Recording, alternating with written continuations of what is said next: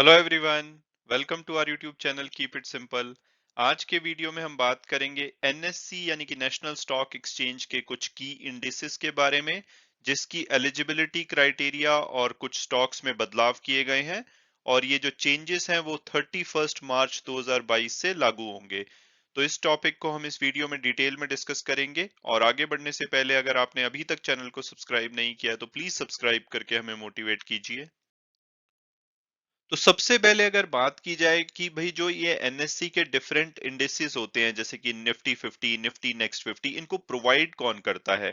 तो उसका आंसर है एनएससी इंडेक्सेस लिमिटेड, जो कि एक एनएससी ग्रुप की कंपनी है, जिसका कि पहले नाम India index services and products limited यानी कि आईआईएसएल था। इसको मई 1998 में सेटअप किया गया था और ये कंपनी है जो कि कैपिटल मार्केट के लिए इंडेक्सेस और इंडेक्स रिलेटेड सर्विसेज को प्रोवाइड करती है। इन्होंने एक ब्रॉड इक्विटी इंडेक्सेस की सीरीज को डेवलप किया हुआ है, जिसके अंतर्गत ये शेयर्स को लार्ज, मिड और स्मॉल कैप में सेग्रीगेट करते हैं। और जो इनका स्ट्रक्चर है उसमें 17 डिफरेंट ब्रॉड मार्केट इंडेक्सेस होते हैं। जैसे कि ये टॉप 750 कंपनीज लेते हैं मार्केट कैपिटलाइजेशन के हिसाब से। और जो टॉप 750 कंपनीज हैं वो आती है निफ्टी टोटल मार्केट इंडेक्स में। और इसमें से जो बॉटम की 250 कंपनीज होती है यानी कि 501 से 750 नंबर तक, वो जाती है निफ्टी माइक्रो कैप 250 इंडेक्स में। और जो टॉप 500 कंपनीज होती हैं वो आती हैं निफ्टी 500 इंडेक्स में। यानी कि ये जो टॉप 500 कंपनीज हैं इसको फर्दर सेग्रीगेट किया जाता है। इसमें से जो टॉप 100 कंपनीज यानी कि लार्ज कैप्स होती हैं वो निफ्टी 100 इंडेक्स में जाती हैं। उसके बाद जो 150 कंपनीज होती हैं यानी कि 101 नंबर से लेकर के 250 नंबर तक की जो कंपनीज होती हैं वो निफ्टी मिड कैप 150 में जाती हैं। और जो 251 नंबर से लेकर के 500 नंबर तक की कंपनीज होती हैं वो निफ्टी स्मॉल कैप 250 में जाती हैं। और इसके बाद इनको फर्दर सेग्रीगेट किया जाता है, जैसे कि लार्ज कैप में से जो निफ्टी 100 कंपनीज हैं उसमें से टॉप 50 कंपनीज निफ्टी 50 इंडेक्स का पार्ट बनती हैं। और जो 51 से 100 की कंपनीज होती हैं वो निफ्टी नेक्स्ट 50 इंडेक्स का पार्ट बनती हैं। इस तरह से ही निफ्टी मिड कैप और निफ्टी स्मॉल कैप में भी फर्दर सेग्रीगेशन किया जाता है। तो आप देख सकते हैं 17 जो डिफरेंट ब्रॉड मार्केट के इनके इंडेसेस होते हैं और इनको पीरियोडिकली अपडेट किया जाता है। इसके अलावा इनके कुछ जैसे सेक्टोरल इंडेसेस होते हैं, जैसे निफ्टी बैंक हो गया, निफ्टी आईटी हो गया, जो कि सेक्टर स्पेसिफिक होते हैं। इसके अलावा थीमेटिक इंडेसेस होते हैं जैसे कि Nifty CPSC, Nifty commodity, Nifty energy.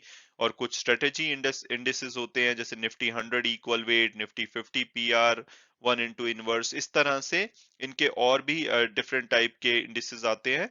और जो लार्ज, मिड और स्मॉल कैप के इंडेसेस होते हैं उनको ब्रॉड मार्केट इंडेसेस बोला जाता है। और उनकी 17 डिफरेंट कैटेगरीज हैं। और अब अगर बात की जाए लेटेस्ट डेवलपमेंट की, तो नेशनल स्टॉक एक्सचेंज ने कल यानी कि 24 फरवरी को नोटिफाई किया है कि इन्होंने जो निफ्टी इक्विटी इंडेसेस का एलिजिबिलिटी क्राइटेरिया है उसमें कुछ बदलाव किए हैं। जैसा कि आप समझ चुके हैं कि जो मार्केट कैपिटलाइजेशन होता है उसके बेसिस पे किसी भी निफ्टी इक्विटी इंडेसेस में स्टॉक्स को इंक्लूड किया जाता है। लेकिन मार्केट कैपिटलाइजेशन के अलावा भी कुछ और कंडीशंस होती हैं, जैसे कि उनको मिनिमम कुछ टाइम हो जाना चाहिए लिस्ट हुए हुए। ऐसा नहीं है कि आज ही कोई कंपनी लिस्ट हुई यानी कि नया आईपीओ आया और लिस्ट हुई, उसके एकदम बाद वो किसी भी इंडिसेस में इंक्लूड हो जाएगी। तो ऐसे इस तरह की कुछ कंडीशंस होती हैं जिसमें कि कुछ बदलाव किए गए हैं। और इसके अलावा जो जैसे कि निफ्टी 50, निफ्टी नेक्स्ट 50 के कुछ स्टॉक्स को रिप्लेस किया गया है, जो कि हम डिस्कस करेंगे। और ये जो चेंजेस हैं ये 31 मार्च 2022 से इफेक्टिव हो जाएंगे यानी कि लागू हो जाएंगे। तो जो एलिजिबिलिटी क्राइटेरिया में जो चेंज किया गया है वो ये है कि अभी तक अगर कोई नई कंपनी लिस्ट होती थी आईपीओ के बाद, या कोई कॉरपोरेट इवेंट जैसे कि मर्जर या डीमर्जर के बाद कंपनीज में बदलाव होता था, तो उसके 3 महीने के बाद उसको किसी भी इंडिसेस में इंक्लूड किया जाता था, जिसको कि बदल करके अब 1 महीना कर दिया गया है।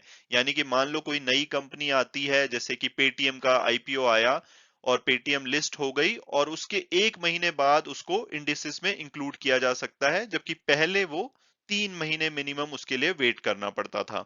और ये जो चेंजेस हैं एलिजिबिलिटी क्राइटेरिया के, ये इमीडिएट इफेक्ट से लागू हो जाएंगे। इसके अलावा निफ्टी 50 के जो कंपोनेंट्स हैं उसमें कुछ बदलाव किए जा रहे हैं 31 मार्च से। जैसा कि आप जानते होंगे कि हर 6 महीने में जितने भी निफ्टी के इंडिसेस हैं उनके स्टॉक्स को रिव्यू किया जाता है। और उसमें अगर कोई भी मार्केट कैपिटलाइजेशन में चेंज हुआ है उसके हिसाब से इन सभी इंडिसेस में स्टॉक्स को बदला जाता है। तो अगर आप क्विकली समझना चाहते हैं कि प्रोसेस काम कैसे करती है, तो इसमें 31 जनवरी का डेटा लिया जाता है, उसके हिसाब से मार्केट कैपिटलाइजेशन के हिसाब से जो भी रैंकिंग होती है टॉप 50 स्टॉक्स निफ्टी 50 में, उसके बाद के जो टॉप 50 हैं वो निफ्टी नेक्स्ट 50 में, इस तरह से सभी इंडिसेस के स्टॉक्स को बदला जाता है। और जो ये चेंजेस हैं वो मार्च का जो लास्ट ट्रेडिंग डे होता है, जैसे कि इस साल 31 मार्च है, उस दिन इंप्लीमेंट हो जाते हैं। तो इसके बाद 31 जुलाई का डेटा लिया जाएगा और उसके हिसाब से जो भी चेंजेस होंगे वो सितंबर का जो लास्ट ट्रेडिंग डे होगा उस दिन इंप्लीमेंट हो जाएंगे। इस तरह से हर 6 महीने में इन स्टॉक्स को रिव्यू किया जाता है और चेंज किया जाता है। तो इस बार जो 31 जनवरी 2022 के बेसिस पे जो आज की डेट में निफ्टी 50 के स्टॉक्स हैं वो आप यहाँ पे देख सकते हैं। ये 50 कंपनीज हैं जो कि निफ्टी 50 का पार्ट बनती हैं। इसमें से जो इंडियन ऑयल कॉरपोरेशन है इसको 31 मार्च से निकाल करके इसको रिप्लेस किया जा रहा है अपोलो हॉस्पिटल के द्वारा। तो अब 31 मार्च के बाद जो निफ्टी 50 का इंडेक्स होगा उसमें अपोलो हॉस्पिटल इंक्लूडेड होगा और इंडियन ऑयल उससे बाहर हो जाएगा। तो अगर आप उसके बाद कोई ईटीएफ लेते हैं निफ्टी 50 का या निफ्टी 50 से रिलेटेड कोई म्यूचुअल फंड लेते हैं तो उसमें जो भी खरीदारी की जाएगी उसमें अपोलो हॉस्पिटल इंक्लूडेड होगा, इंडियन ऑयल को उससे बाहर कर दिया जाएगा। और जो ये चेंजेस हैं वो निफ्टी 50 में तो लागू होंगे ही, इसके अलावा जो निफ्टी 50 इक्वल वेट इंडेक्स है जिसमें सभी कंपनीज को इक्वल वेट दिया जाता है, उस इंडेक्स में भी ये चेंज इंप्लीमेंट होगा।